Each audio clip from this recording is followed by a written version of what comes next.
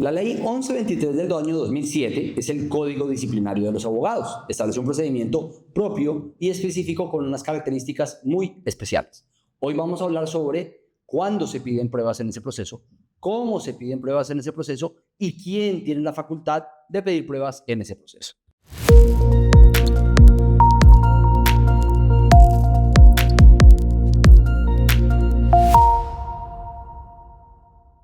La ley 1123 del año 2007 regula todo el procedimiento disciplinario que se sigue en contra de los abogados en ejercicio de su profesión. Tenemos claro por todos los otros videos que hemos desarrollado en este canal cuándo y quiénes son destinatarios de esa ley, sin perjuicio de que en el artículo 19 y 20 encontramos información específica al respecto. También tenemos claro que este proceso disciplinario se desarrolla en dos grandes etapas: audiencia de pruebas y calificación y audiencia de juzgamiento. Y también lo tenemos que el sujeto principal que desarrolla su intervención en ese proceso lo es el abogado disciplinable y su defensor. Hoy vamos a hablar un poco de, en el marco de esas etapas, cuándo y cómo se solicitan las pruebas. La primera de las etapas es la audiencia de pruebas y calificación, que está regulada a partir del artículo 104 de la ley 1123. Esta nos indica que una vez instalada la audiencia, lo que se va a hacer es ratificar la queja del denunciante o el querellante cuando se encuentre presente. Segundo, escuchar en su intervención al abogado disciplinable o a su defensor o a los dos si ellos quieren hacerlo. Y esto responde ya a un tema un poco estratégico que habrá que considerar en el desarrollo mismo de la defensa. Pero inmediatamente después, allí surge la primera oportunidad que tiene el abogado defensor o el procesado, si se está defendiendo por su propia cuenta, para formalizar su solicitud de pruebas. Varias consideraciones tenemos que hacer. Primero, esta oportunidad es preclusiva. Quiere decir que debemos, en esa oportunidad, una vez se nos otorgue el uso de la palabra, formular las solicitudes de todas las pruebas que queramos hacer valer al interior de esa etapa, por lo menos. Estas solicitudes tienen que tener un juicio de pertinencia, utilidad y conducencia según sea el caso. Pertinencia, y es que tenga que ver con el tema de prueba o lo que se está discutiendo. Utilidad es que no resulte superfluo o repetitivo frente a las demás pruebas que se han practicado. Y conducencia en aquello que tiene que ver con tarifa probatoria o hechos que tienen una carga probatoria específica. Sin perjuicio de que no sea necesario, siempre es saludable hacer el juicio respecto de los tres elementos.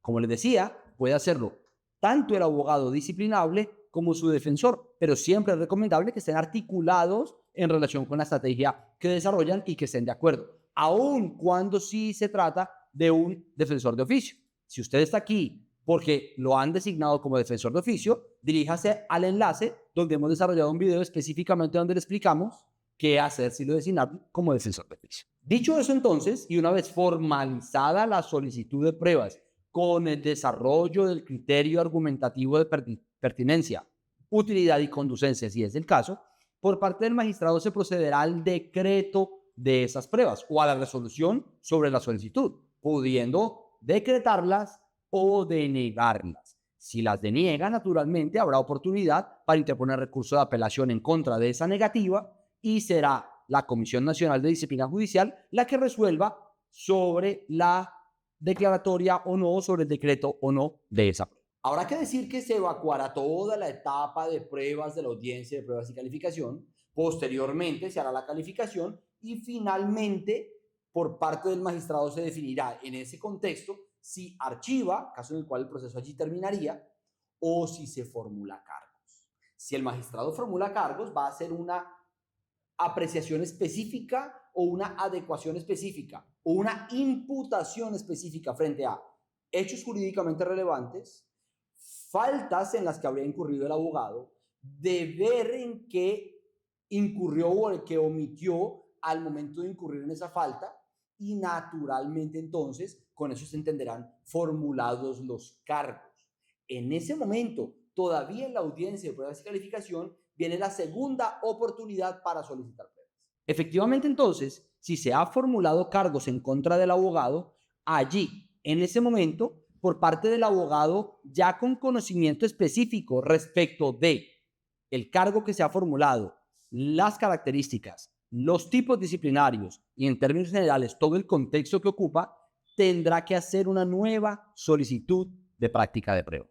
Ya esta vez entonces la pertinencia se circunscribe específicamente a un tópico diferente o más bien más concentrado, que tiene que ver con el debate frente a los cargos que se han formulado. Y ese tema es muy importante porque aquí ya se ha delimitado el objeto de discusión y cualquier cosa que se haya discutido previamente diferente a los hechos por los cuales se formulan los cargos, pues ya carecerán de pertinencia en el marco de la nueva discusión que se concreta, que se contrae específicamente a esos tópicos. Entonces el juicio será nuevamente de pertinencia y utilidad respecto de este tópico particular y la conducencia también habrá que utilizarla en los términos en que ya lo hicimos mención.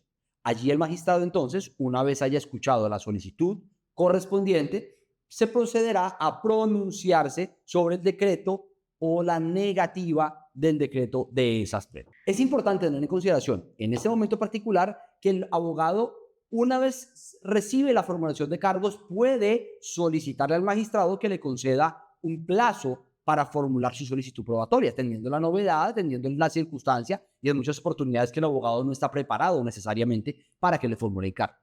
La práctica, más que la ley, ha ofrecido una solución para esto, y entonces en ese orden los magistrados usualmente conceden un lapso. Depende de la laxitud del magistrado, algunos conceden unas horas, algunos conceden unos días, pero es importante que tengan presente que siempre tendrán derecho a solicitar que se les conceda un espacio por lo menos razonable para hablar con su cliente según sea el caso y hacer la formulación o la postulación de la petición probatoria. Es muy importante que se tenga presente que ya agotada la solicitud de pruebas y decretadas las que se van a practicar, allí culmina la audiencia y se pasa a la audiencia de juzgamiento, obviamente en otra fecha. Pero aquí es importante que se tenga presente que allí ya no se solicitan pruebas. Por eso lo importante de agotar la petición en la audiencia de precalificación. Aquí en la audiencia de juzgamiento exclusivamente vamos a que se practiquen las pruebas que fueron decretadas en pruebas y calificación y aquí sale. Ya no hay más oportunidades. Como acotaciones finales, habrá que decir, tengamos presente que el derecho de postulación en relación con pruebas lo tendrá exclusivamente el disciplinable o su defensor. El quejoso no tiene facultades específicas y autónomas de solicitar pruebas, pues la ley únicamente lo habilita para promover la denuncia, ampliarla y aportar pruebas. Y este término claramente implica diferencias procedimentalmente hablando, porque eso implica que solamente puede aportar aquellas con las que cuente, documentales o de naturaleza similar, pero no tiene la facultad de hacer una postulación o una solicitud en estricto sentido, haciendo ese tipo de juicios de pertinencia, de utilidad y demás. En la práctica, ¿qué es lo que se hace? Y como herramienta instrumental para materializar esa actividad probatoria que le interesa al quejoso, lo es sugerir al magistrado o informarle de la existencia de ese órgano de prueba, un testimonio o cualquier otro elemento, para que él la decrete oficiosamente. En ese orden, entonces, no podrá directamente hacer postulación y mucho menos tendrá posibilidad de interponer recursos si es que las pruebas se llegaran a negar. Finalmente, y en lo que tiene que ver con las facultades oficiosas, tengamos presente que de conformidad con la ley, el magistrado tiene obligación de investigación integral, lo que quiere decir que él debe investigar tanto lo favorable como lo desfavorable. Y en ese orden, en teoría, debería decretar todas aquellas pruebas oficiosamente aún que considere que pueden aportar luz sobre el proceso, no necesariamente solo aquellas que orienten a obtener una decisión desfavorable. Porque, insistamos, no estamos en un esquema acusatorio, sino un esquema inquisitivo, donde el deber de investigación integral es norma para el investigador, en este caso, que lo es el magistrado. Inclusive, él debería, aún en gracia de discusión, en audiencia de juzgamiento decretar pruebas oficiosas si es que las encuentra pertinentes, porque además tiene el deber de mejor proveer y en ese orden debería decretar pruebas siempre que aparezcan necesarias o útiles al margen de que no se hayan decretado en la oportunidad pertinente. Finalmente, como consejo práctico, Si por alguna razón usted encontró una prueba sobreviviente, una evidencia que resulte novedosa o que por cualquier razón no se haya podido formular al momento de hacer las postulaciones probatorias, intente exhibir al magistrado la importancia de contar con ese elemento y el deber de investigación integral que tiene, que viene materializado a través de el principio de decreto de prueba oficiosa o de la facultad de decreto de pruebas oficiosas con las que cuenta. Ello con el propósito de compelerlo, de llevarlo a que él decrete oficiosamente esta prueba novedosa que ha surgido, siempre obviamente que sea para utilidad de sus intereses.